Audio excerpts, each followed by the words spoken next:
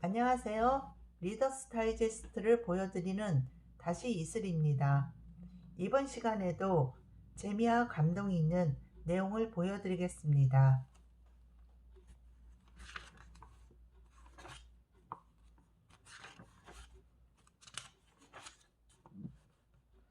대평원을 달리는 낭만의 열차. 오스트레일리아를 동서로 가로지르며 광막하고 메마른 오지에 흩어져 살고 있는 외로운 사람들에게 생필품을 공급하고 복음의 소리까지 전해주는 티 앤드 슈가 열차 이야기입니다.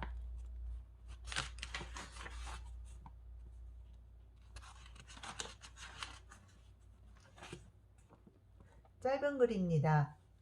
내가 전에 캐나다의 엘버타주 북부지방에 있는 조그만 도시에서 산부인과 의원을 개업한 적이 있었는데 오랜만에 처음으로 그곳을 다시 찾게 되었다.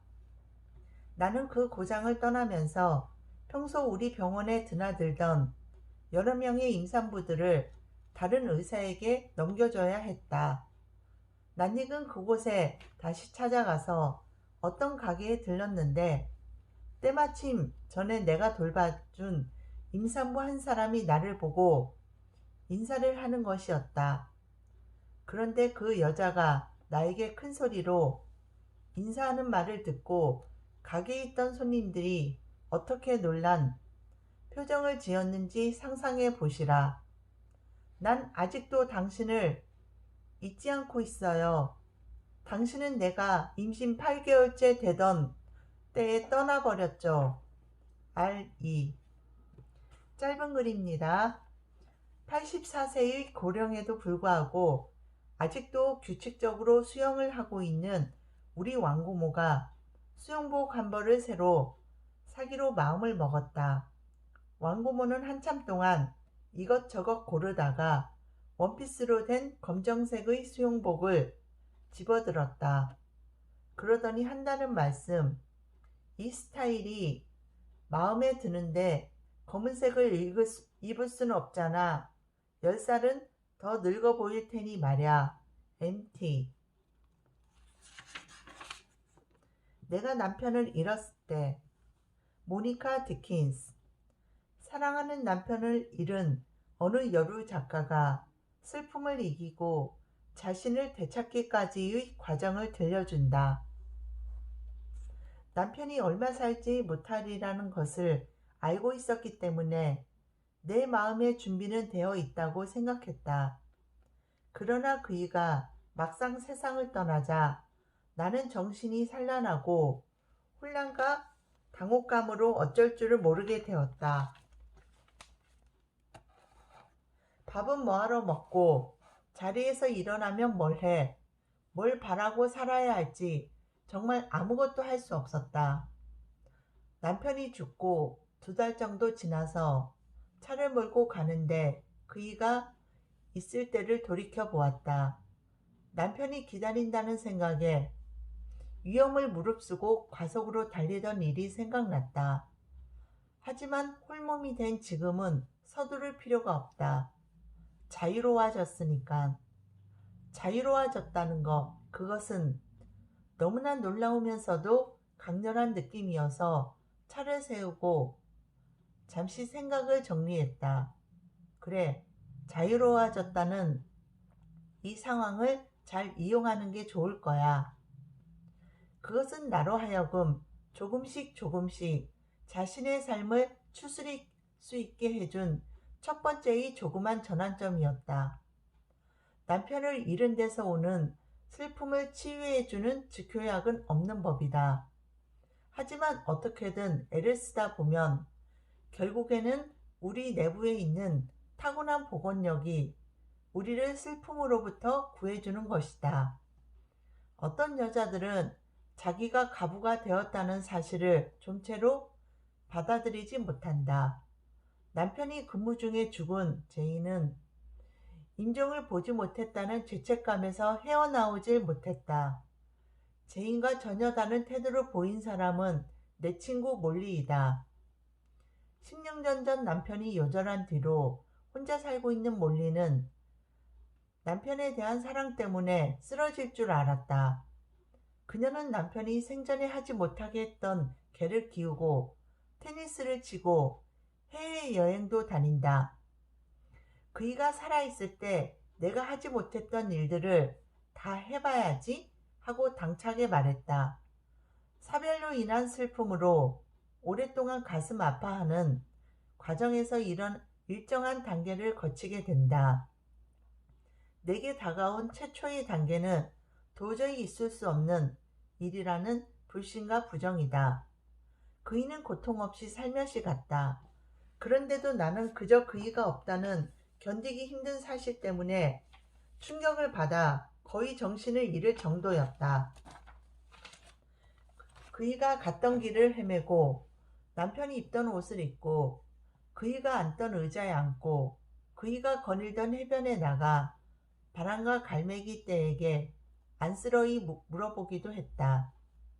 당신은 어디로 가신 거예요? 이윽고 현실을 받아들이게 되는 순간이 오면 가장 심한 고통이 따른다. 이 단계에서는 눈물이 더 없는 위안이 된다. 그런 단계가 지나고 나면 이번에는 격렬한 분노와 원망이 뒤따른다. 혼자 남게 된 아내는 왜 하필이면 그이가 왜 하필이면 내게 이런 일이 하는 생각과 함께 하느님과 의사들을 미워하게 되고 나중에는 죽은 자기 남편에게도 분노를 느끼게 된다. 다른 많은 사람들처럼 나도 상대에 대한 분노를 안으로 삭히면서 내 자신에 대한 원망으로 돌렸다. 그러자 그것은 점차 죄책감으로 발전했다.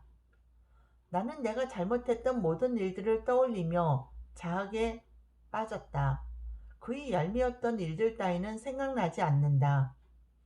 슬픔에 잠긴 내 마음에 남아있는 그이의 모습은 언제나 참을성 많고 다정다감한 남편인 반면에 나라는 여자는 이기적인 데다 거만하며 성미가 급한 아내였다고 생각되었다.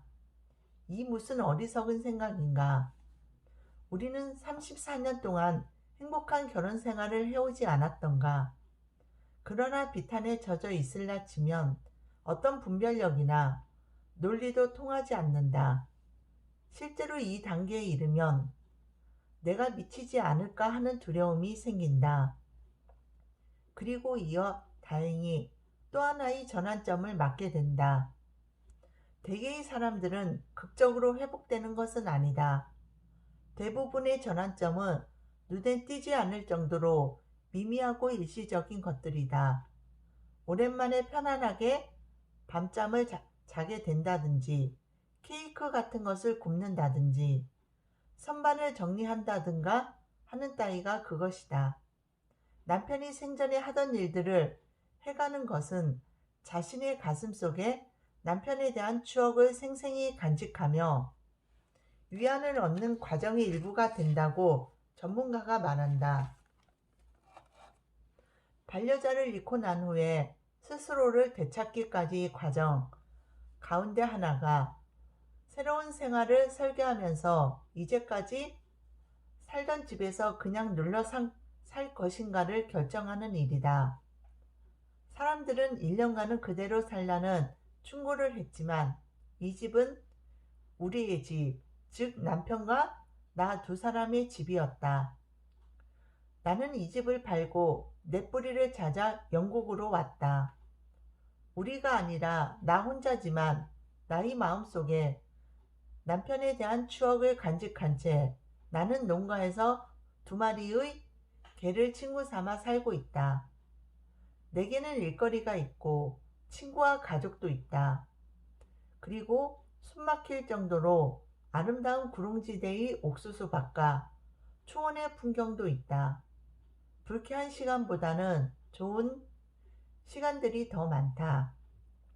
다시금 행복해진다는 것이 이 세상을 떠난 이에 대해 죄를 짓는 것은 아니다. 나에게 있어 중요했던 전환점 가운데 하나는 남편에 대한 얘기를 쉽게 꺼낼 수 있게 되었다는 것이다. 그 일을 생전의 모습 그대로 기억하면서 우리가 함께 살던 때의 밝은 추억들을 공연한 후회로 어둡게 하지 않을 수 있게 되었다.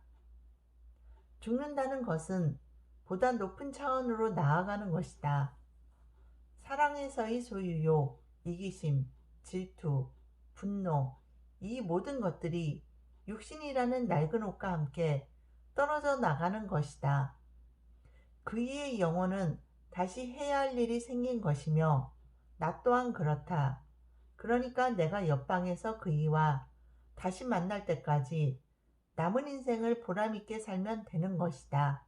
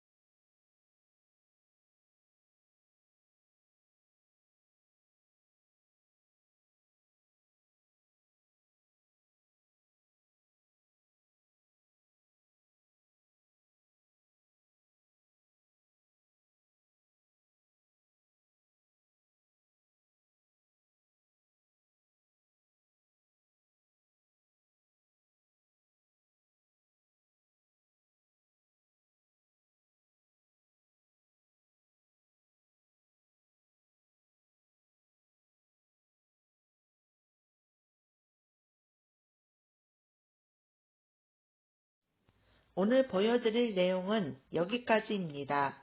재미있게 보셨다면 좋아요, 구독 부탁드려요. 감사합니다.